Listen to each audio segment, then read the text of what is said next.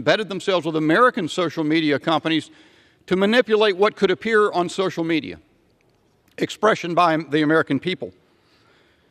Described by the lower court as the most massive attack on free speech in U.S. history. And even as that pens for a decision by the Supreme Court, Congress would, in this legislation, say, in effect, hold my beer. I don't use TikTok. I think it's ill-advised to do so. Members of this body are famous on TikTok, and I think that's unwise. But I respect the choices of 170 million users in the United States.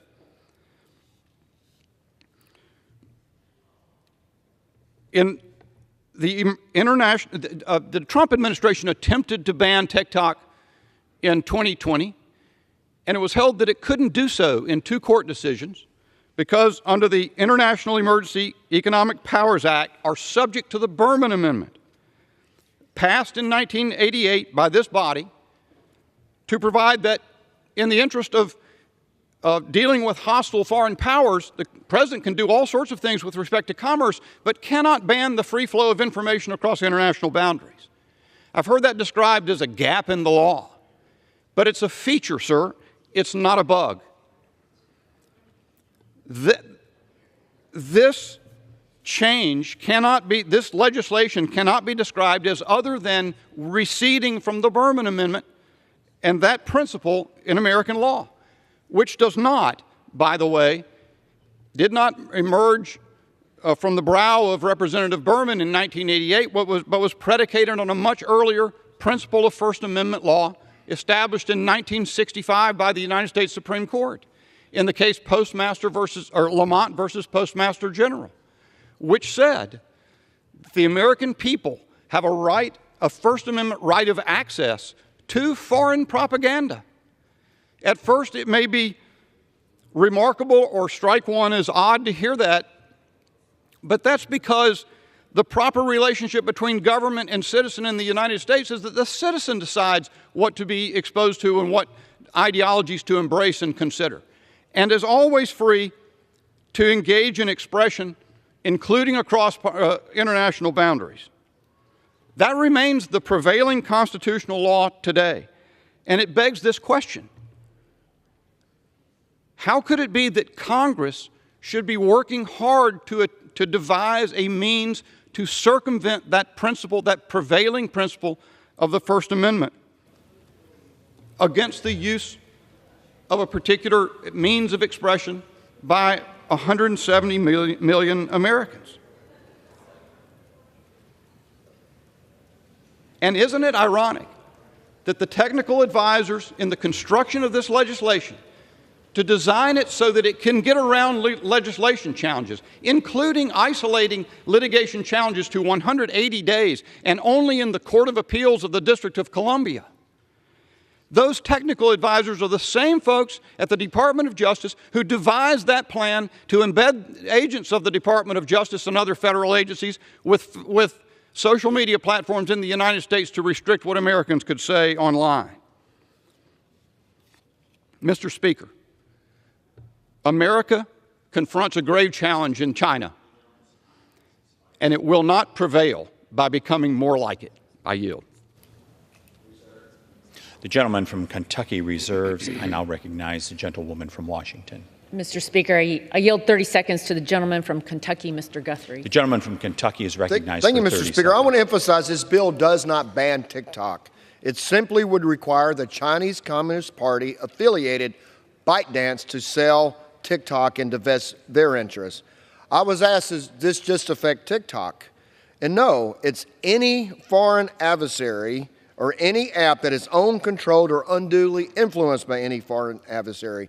We must protect our national security and help keep America's private data out of the hands of our foreign adversaries. I urge support of this bill, and I yield back. I reserve. The gentlewoman reserves, and I'll recognize the gentleman from New Jersey. Thank you, Mr. Speaker. I'll yield 2 minutes now to the gentlewoman from California, Ms. Eshoo, a member of the committee. The gentlewoman is recognized for 2 minutes. I thank the ranking member of the Energy and Commerce Committee. And Mr. Speaker, I rise today in support of H.R. 7521, the Protecting Americans from Foreign Adversary-Controlled Applications Act. This bill will ensure the divestiture of TikTok from its People's Republic of China-controlled parent company, ByteDance. And why is it essential for Congress to do this?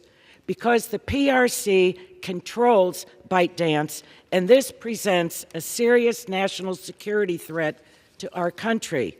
TikTok has 170 million plus U.S. users, and it collects tremendous amounts of sensitive data. They also collect substantial background data that may be proprietary, which may only be available to TikTok.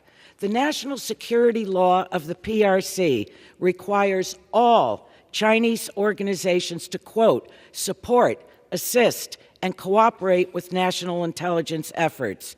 Under this law, ByteDance could be compelled by the Chinese government to provide data on every American TikTok user. They can weaponize this data to exploit and manipulate Americans through surveillance and disinformation. This legislation separates TikTok's data, algorithms, and source code from ByteDance. And importantly, this bill does not ban TikTok, something I do not support. I support divestiture because our first and most important responsibility as members of Congress is to defend our Constitution and defend the United States of America. The bill would also give Americans secure ownership of their data, including posts, photos, and videos, and give this administration and future administrations the authority to respond to future national security threats. For all these reasons, I urge all colleagues to vote for this legislation in the name of our national security. The gentleman from New Jersey's time has expired. I now recognize the gentleman from Kentucky. I yield 4 minutes to my good friend from Georgia, Ms. Marjorie Taylor Greene. The representative is recognized for 4 minutes. Thank you, Mr. Speaker. I rise today as the only member of Congress that has ever been banned by social media. On January 2nd of 2022, Twitter banned me, banned my personal account on which I was campaigning for Congress, raising money, and using my free speech to inform the voters in my district they can vote for me. This was not by a company owned by China. This was by American-owned Twitter. This came on the heels of our own United States government working with big tech and working with social media companies to censor and ban Americans' free speech. I believe that this bill can cause future problems. It's opening Pandora's box, and I'm opposed to this bill. Most Americans don't trust the United States government because of our experience dealing with it. Never forget that the United States government also was the one that provided the Russia hoax to Americans. It also worked to ban Americans' free speech.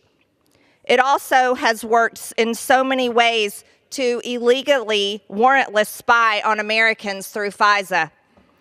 If we wanted to be serious about stopping a foreign adversary, if we wanted to be serious about stopping China, we would stop China from buying our U.S. farmland. We would raise up our American energy independence. We would also stop the Green New Deal and not rely on China, who owns and operates 85% of the battery market worldwide. There are dangers that lie ahead in this. This is really about controlling Americans' data. And if we cared about Americans' data, then we would stop the sale of Americans' data universally, not just with China. There's some further issues. This is a Pandora's box. What's to stop Congress or the United States government in the future from forcing the sale of another social media company claiming that it's protecting Americans' data from foreign adversaries? I think we could see in the future another Russia and possibly force the sale of X, as many members in this body claim that Elon Musk is altering the algorithms of X.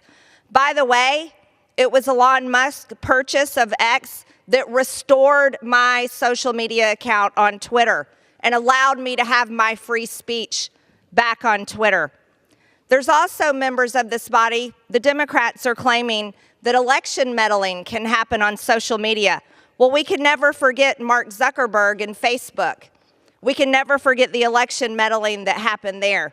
And by the way, American-owned Facebook and Instagram is where most of the garbage, like the gender lies and the woke lies, exist. Many Americans and many teenagers believe awful things, and they don't just see them on TikTok, they see them on Facebook and Instagram too. I don't think this will accomplish what the goal is to accomplish. So there's other concerns, I think, here, is that when the government moves into forcing the sale of TikTok, who is going to buy it? That's the question that we should be asking. Who is going to buy it? Who will be the next to control the data of over 170 million Americans? Are we going to trust Mark Zuckerberg to control their data? I certainly don't. By the way, most of the time, my posts on Facebook are shadow banned, and I certainly don't have the reach on that social media account. I think that there's many other ways to protect data, and I think this body is capable of it if we choose to. The gentlelady's time has expired. I oppose the bill. Thank you, Mr. Speaker. The gentleman from Kentucky reserves. I recognize the gentlelady from Washington. Mr. Speaker, I yield 1.5 minutes to the gentleman from Texas, Mr. Roy. The gentleman from Kentucky is recognized. From Texas is recognized for 1.5 minutes. I thank the Speaker.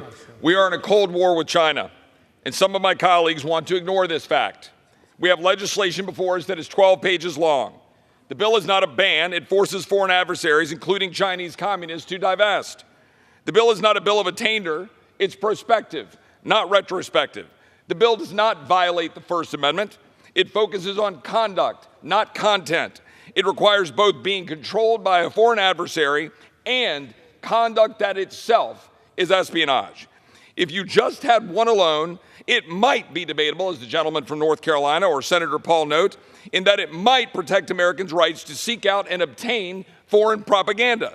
But again, that is not this case, because we have, and have as a trigger in the bill, demonstrated national security conduct harm. To be clear, we've properly taken action at the device layer by banning Huawei and ZTE spy gear. We've taken action at the carrier level, prohibiting China Mobile and China Telecom from connecting to our networks based on a determination they are controlled by the CCP and a national security threat.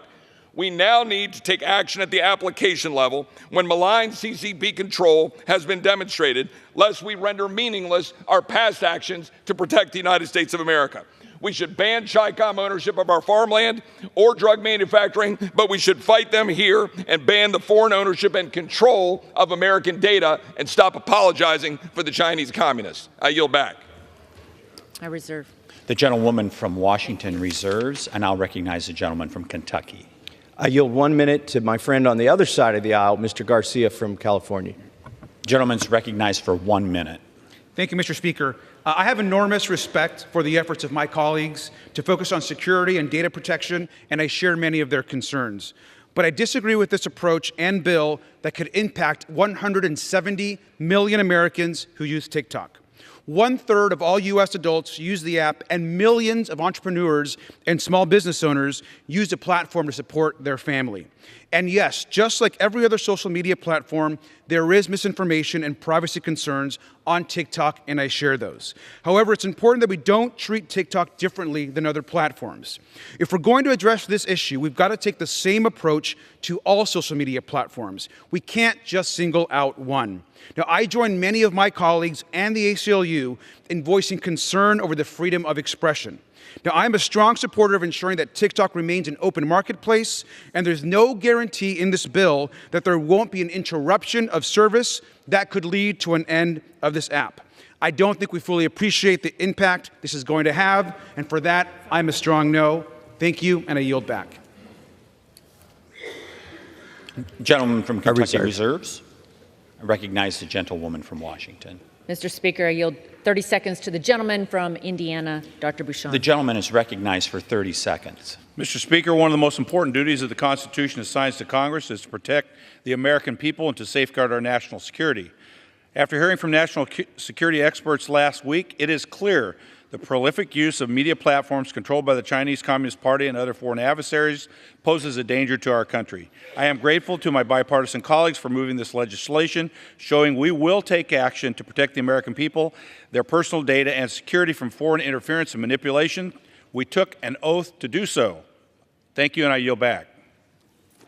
The gentlelady reserves. I now recognize the gentleman from Kentucky. I now yield 1 minute to my friend on the other side of the aisle from California, Ms. Kamlager Dove. The gentlelady is recognized for 1 minute.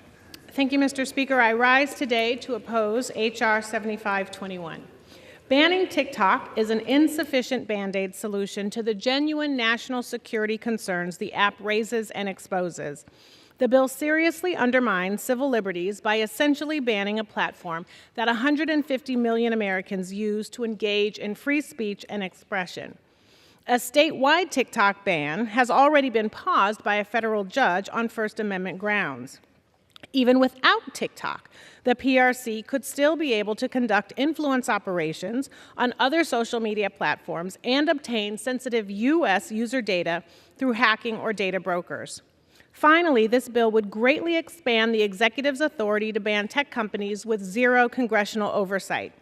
I cannot sign a blank check to some future president who would easily and dangerously weaponize this legislation to profit and silence.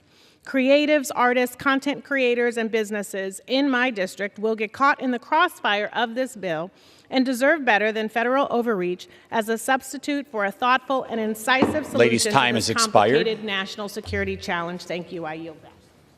Reserve. Gentleman from Kentucky reserves. I recognize the gentlewoman from Washington.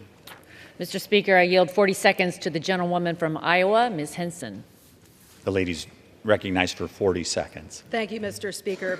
I rise today in support of this simple bill. It forces TikTok to cut ties with the CCP or lose American users. The day after we introduced our bill, TikTok went into panic mode. They lied to their users, saying Congress was going to ban TikTok, using young kids as political pawns. TikTok's growth stunt proved our point. What if on Election Day, TikTok sent out an alert saying our elections were canceled? We must act now. Today, we're sending a message to the CCP that we are going to deflate the 140 million spy balloons that they have installed on American phones. We must act and pass this bill today. Thank you. I yield back. The gentlelady reserves. I now recognize the gentleman from Kentucky. Reserve. Gentleman from Kentucky reserves. I now recognize the gentlelady from Washington.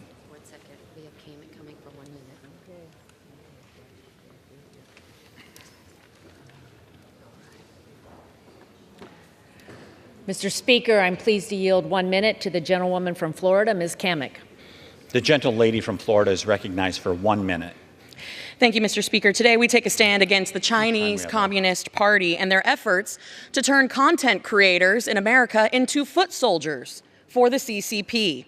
You know, we aren't banning a company as the high-paid lobbyist for ByteDance, which is owned by China, would lead you to believe. We aren't infringing on constitutionally protected speech or growing the size of government. All we're saying is break up with the Chinese Communist Party. As a constitutional conservative, I don't want my government or big tech to have unfettered access to my private data. So why in the hell would we want and allow the Chinese Communist Party to have access to our private data? The CCP is an adversary of the United States, and this legislation narrowly, thoughtfully, and directly addresses the national security threat and protecting Americans' data and, by extension, their First Amendment rights. Because let us not pretend for 1 second that TikTok is not infringing on our amendment, our First Amendment rights. I would say that this bill, as Representative Roy from Texas said, this bill is about conduct, not content. Gentlelady's time has expired. Conduct, not content. And there is no restriction mentioned on content in this bill. Time has but expired. I will mention, Does the Mr. Speaker, I will from Washington mention reserve that the espionage is not covered or protected as one of the 5 tenets of the First Amendment. The gentlelady is no longer recognized. The gentlewoman from Washington, you have 1 minute and 3/4 time left, and I now recognize the gentleman from Kentucky. Right there. I'd like to now yield 1 minute to my good friend from Arizona, Mr. Schweikert. The gentleman is recognized for 1 minute. And thank you, Mr. Speaker Pro Tem, and to my friends. I actually am about to try to make everyone mad. Yay! I actually believe data is a private property right. It belongs to you as an American citizen. The problem with our design here, it's really well-meaning, but it doesn't get at the structural problem. So you have an entity over here, they divest. What makes them not then take the data, sell it to a data broker, and it gets washed and ends up still in the bad actor's hands?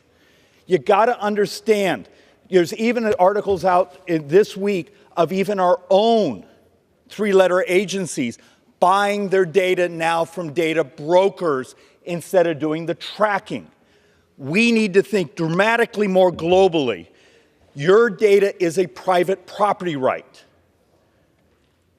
That will be the only way we end up protecting ourselves from bad actors and sometimes even our own time has selves. expired. And with that, I yield back. The gentleman from Kentucky reserves, I believe he has 3 minutes. 3.5 minutes available. And I'll recognize the gentlewoman from Washington. Mr. Speaker, I yield 30 seconds to the gentleman from Michigan, Mr. Wahlberg. Gentleman is recognized for 30 seconds. Mr. Speaker, last March, when I asked about America's data being stored on and accessed by China, TikTok CEO stated under oath that it was not accessible by the CCP. However, this statement was a lie. As her own internal recording said, everything is seen in China. H.R. 7521 gives TikTok and similar apps 6 months to divest from their parent company, ByteDance. It's their choice. TikTok needs to decide whether they value their users or their ties to the Chinese Communist Party more. Simple as that. Vote for this bill. I yield back. The gentleman yields, and the gentle lady from Washington yields, reserves. Gentleman from Kentucky will be recognized. I reserve. The gentleman from Kentucky reserves, and I'll recognize the gentle lady from Washington. I reserve. Gentle lady from Washington reserves. Is the gentlelady prepared to close? Prepared to close. You have no other speakers? I have one more speaker, and we'd like to close. So I'm going to wait. I'm going to reserve until you are ready to, until your time has expired. Are you prepared to close? I'm prepared to close. Okay. The gentlelady has no further speakers. The gentle lady from Washington has the right to close. Yes. Okay. All right. I'd like to close. The gentleman from Kentucky is recognized. Thank you, Mr. Speaker. I know the other side is sincere, and we've not questioned that here today, and I won't question their sincerity. In fact, I think they've identified at least 3 problems that we have in America: moral decay of our society, invasion of Americans' privacy, and our competitiveness with China. But in this case, their cure is worse than the diseases.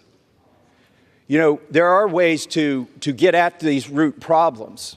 We just haven't taken it upon ourselves to address those root problems with actual legislative solutions that have been put forth here in Congress. For instance, Mr. Warren Davidson's The Fourth Amendment is Not for Sale Act would put a strong stake in the ground to protect Americans' privacy, whether it's from our own government or some foreign governments. That is the kind of thing we need. We need warrants in the FISA program. Our government shouldn't be able to spy on Americans without a warrant, yet they are. Let's bring that to the floor and vote on it. These are the kind of cures we need, not the bill that's offered here today. The bill that's offered here today, even though I know it's offered genuinely, it could also be named the Facebook Protection and Enhancement Act, because it's not the American people who are going to benefit most from this. It will be Facebook. Their stock is going to go up if this bill should pass the Senate. Now, what are some ways that we could improve this bill? Well, it should at least have a sunset. I mean, that's the only reason we're able to debate whether FISA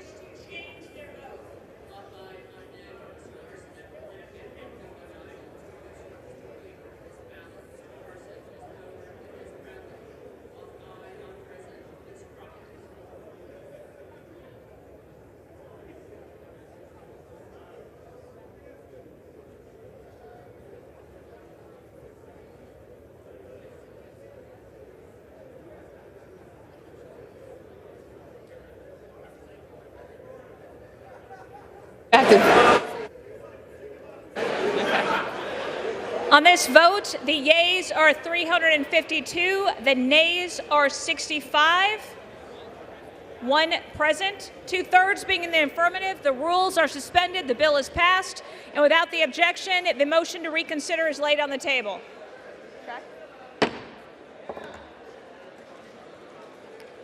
Pursuant to Clause 8 of Rule 20, the unfinished business is the question on suspending the rules and pass Senate 1278, which the clerk will report by title.